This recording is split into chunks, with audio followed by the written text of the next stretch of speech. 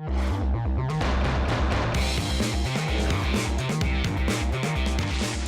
on Worcester News Tonight, remembering fallen firefighter Christopher Roy. Teachers and staff at his high school are pitching into the fundraising effort. Plus, one of the city's largest toy drives is also stepping up to donate money to the Ava Roy Foundation.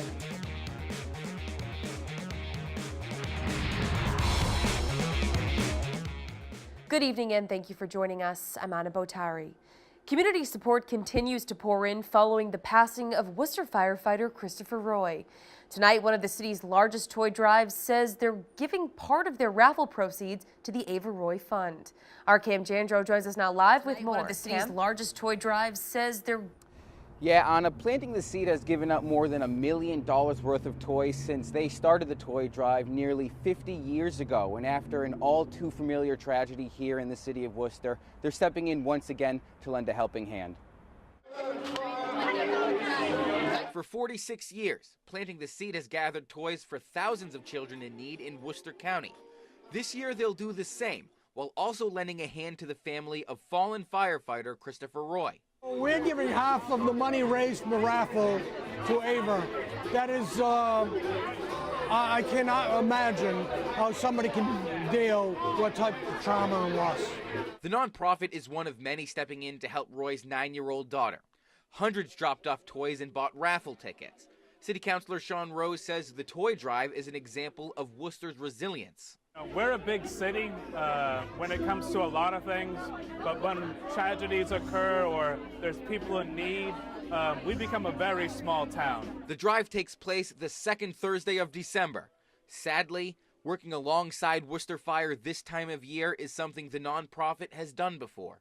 We are also familiar with standing behind them in times of tragedy, as unfortunately we are aware that, you know, the cold storage fire, losing firefighter Davies 7 years ago. Worcester Fire Department and the Worcester Police Department give so much to us. It's really the least we can do to give back a little bit.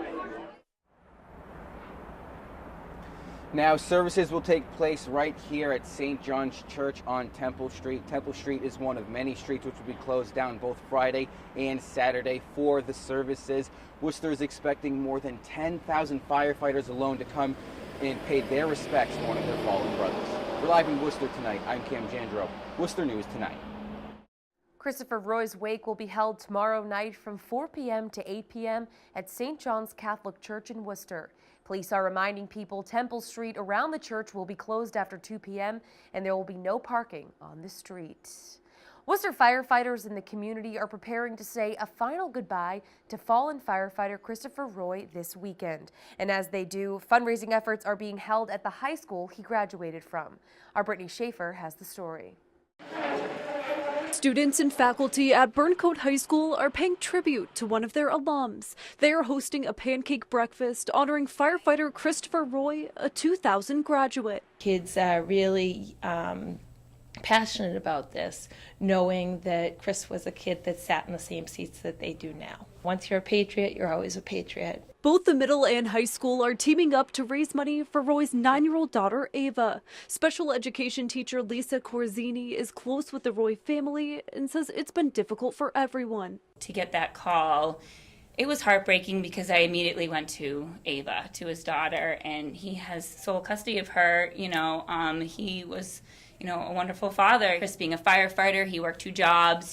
She was always with the grandparents. Jay, he was always with Ava. He's taken her to like our kids' birthday parties and stuff like that. So they've always had a huge role in her life. So she's lucky to have them. According to Corazini, Ava is now with Roy's parents and brother. She says the community is coming together for a hero. I know there's so many different fundraisers going on right now, and it makes me happy to see like all the support from not just Worcester but beyond. Whenever there's a need, the Worcester community, they join forces and they do whatever it takes to make the best of an absolutely horrific circumstance. The high school has sold more than 600 pancake tickets to students so far, and the event is open to the public. Students say Roy's bravery and selflessness is inspiring. Thank you, Chris Roy, so much. He will never be forgotten. His legacy will continue on, and he's just made a huge impact. Now it's our turn to do the same. The middle school will be doing a crazy hat day to raise funds. Here at the high school, the breakfast will begin at 6:30 a.m. with all proceeds benefiting the Ava Roy Fund. Now, that memorial fund was started on Monday. Checks may be made payable to the Ava Roy Fund and mailed directly to the Worcester Fire Department Credit Union. At Burncoat High School, Brittany Schaefer, Worcester News Tonight. Switching gears now, the Feed Worcester County Food Drive is helping to put meals on the table for families across central Massachusetts during the holiday season.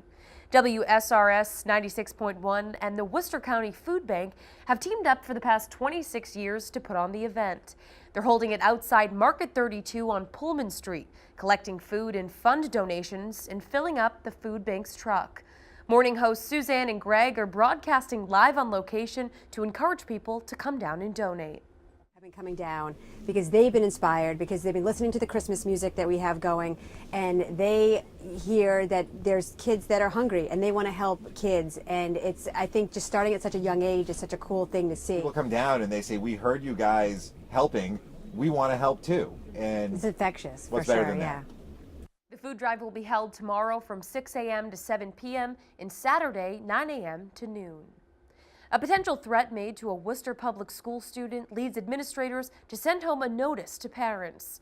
Worcester police are investigating the alleged threat made over social media. They say there was no credible threat found and no one in the building was in danger. Extra officers were on patrol this morning to ensure the safety of students. A Spencer man is arrested after police say he crashed his car into another vehicle. Police say 21-year-old Justin Boyle was driving without a license when he lost control of his car. Boyle is facing several charges, including negligent operation and revoked registration. No one was seriously injured. An increase in cases of hepatitis A has health officials warning people to get vaccinated. The city sent out a warning last week reminding people to do just that. Our Rosalind Flaherty has the details. An outbreak of hepatitis A in central Massachusetts is concerning healthcare providers. UMass Memorial Medical Center Dr. Maria Wesolowski says there have been 45 confirmed cases since September and one death. Even though only 1% of them can die from this, it is a public health thing. Dr. Wesolowski says hepatitis A is a highly contagious liver infection. People can get it from contaminated foods or not properly washing their hands. The city is seeing most cases among people using dirty needles and the homeless. If somebody doesn't know that they have hepatitis A and they share that needle with other, or at least their work where they mix things, that is completely free way to get infected. She says symptoms include nausea, jaundice, and pain in the abdomen. There is no treatment for the virus, just hydration and rest. The immune system kind of take care of the infection and also ease down all the inflammation that is caused by the same immune system to try to attack the virus. Dr. Wesolowski says she has never seen an outbreak like this in central Massachusetts and says the only way to combat it is through vaccinations. To try to go in the street and actually try to vaccinate and do clinics. We are trying to open any clinic available to try to do this massive vaccination. Rosalind Flaherty, Worcester News Tonight. The Sterling Police Department is offering residents a safe place to have packages dropped off. The town's police chief says residents can drop off packages to the police station for safekeeping until they're ready to be picked up. The goal is to prevent porch pirates from stealing people's items. Chief Chamberlain says so far only one resident has used the program, but he'll continue to do it as long as there's a need. Not only Sterling, but every community around this time of year has packages stolen from them. And we have probably 6 or so last year. I think as we get a little bit closer to Christmas, it'll pick up a little bit, and as the word gets out there. Several other departments across the state and country are running similar programs. The Worcester Historical Museum is paying tribute to the Denholm building in Worcester through an exhibit. The building is now filled with offices, but was once a thriving department store downtown. The museum staff has worked to recreate window displays like the ones the department store would have during the holidays. They feature items bought from the store the museum has collected over the years. The public has such fond memories of Denholm's, and they did their shopping.